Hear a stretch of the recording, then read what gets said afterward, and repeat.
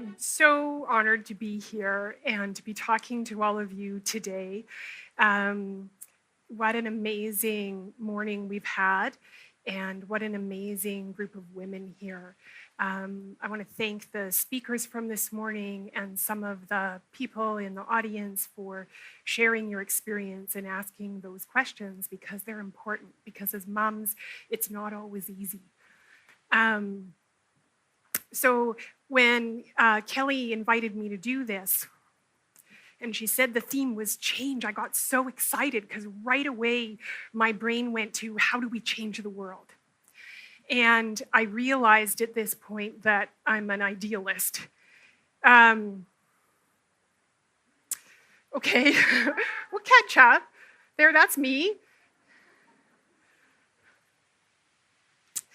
And the people in the audience who know me are probably shaking their head saying, Deborah, you're just figuring this out now.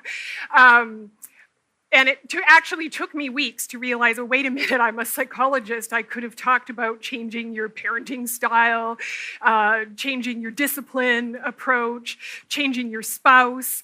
But don't do that last one, it doesn't end well. But I went to, how do we change the world? And there's a reason that my brain went there. And I've been doing this for 20 years.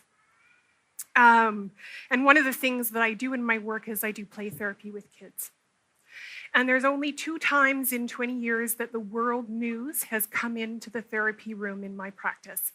And the first time was after 9/11, and for months and months, children came in and flew planes into buildings. And the second time in 20 years is now. And I think our kids are scared. And why? Because right now I think we're living at a time where when we listen to the news or look at what's happening around us, we have such a deficit of empathy happening, empathy for other people. But here's the thing. We actually can do something about that. And this may seem unrealistically simple, but remember, I'm an idealist. But it's amazingly powerful. And that's about working to develop empathy in our children. Because here's what the research tells us, is that people who are higher in empathy, they bully less, they're more tolerant, they're more flexible in their thinking, and they're more welcoming to new immigrants. And here's the good news, is how does empathy develop? Well, it develops by the connection that we have with our children, the way that we look at them, and the way we understand them. The more secure attachments or secure relationships our children have with us, the more empathy they develop. So what we do as moms literally has the capacity to change what's happening now. What we do as moms makes a difference. And how do we do this? We need to see the world through our children's eyes. When we do this, they feel understood and held even when we're saying no. But it's not just that, because when we're able to do that, it means that we're having empathy for our children, and they experience what that means, and then they start to develop empathy for others. So I'm going to tell you a little story about myself. This time, I'm going to tell you a story about when I got it right. And normally when I'm speaking, I do a lot of speaking to parents. And normally when I do this, I like to tell about when I messed up.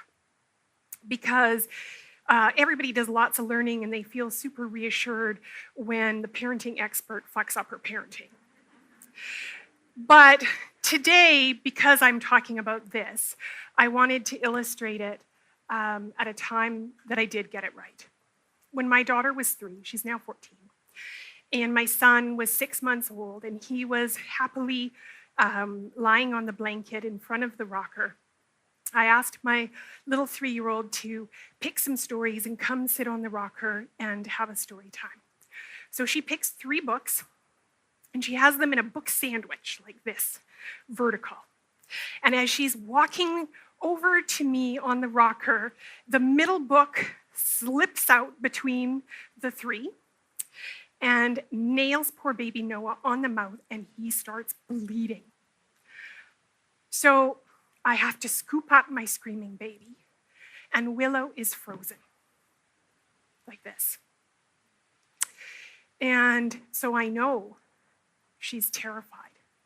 So I'm telling her, it's okay, Willow, and I'm comforting the baby. It's okay, Willow, and she says, I'm not sorry. And I'm going, what? How can my baby girl be saying this?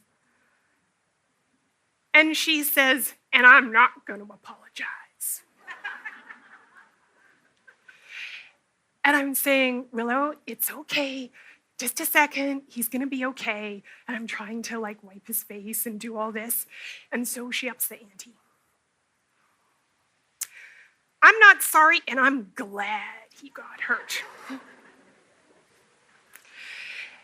Now, I was super lucky timing-wise, because at this moment, my husband came home, and I was able to hand the screaming baby off to him and give Willow my full attention. And what I understood in that moment is that she was so terrified that she had committed the ultimate error that you couldn't come back from. She had hurt the baby. And it would have been so easy in that moment to respond in our adult brain to the content of what she said. So I sat her down next to me, and she's still insisting she's not sorry. And I said, Willow, I know you didn't mean to hurt Noah. I know that it was an accident. And you know what? I love you just as much. And she dissolved into tears. And if I had responded to what was on the outside, to what she was saying, I would have missed that moment. I would have missed that moment to keep her heart soft and to let her know that I understood and that it was going to be okay. And how would she have made sense of that in her little 3-year-old brain? Well, this I can tell you is that when we respond in that adult way to how dare you say that about your brother, that what it does is it convinces them that it's true. So the more we're able to see underneath what's happening, the more we're able to connect. And the more we're able to raise children that are more tolerant, more accepting, that reduces bullying and increases harmony.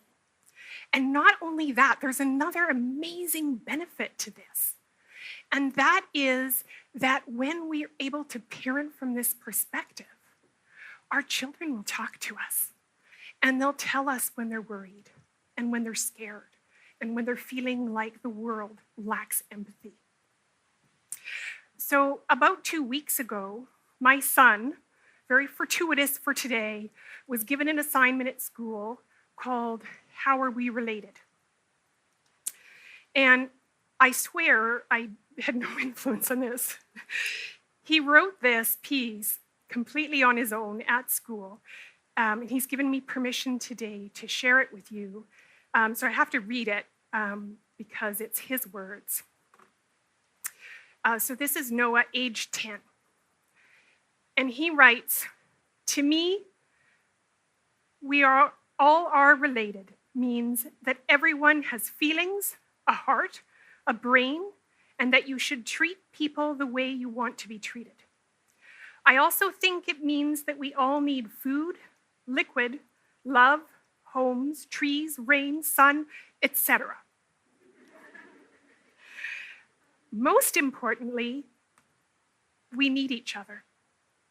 I believe that skin color does not matter, borders do not matter, and that people can believe what they want to believe and do what they want to do.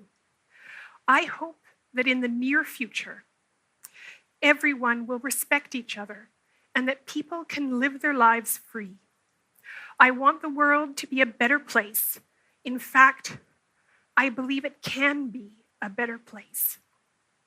Oh my God, my son's an idealist too. But that's the voice of the future. And as moms, we can nurture it. Thank you so much.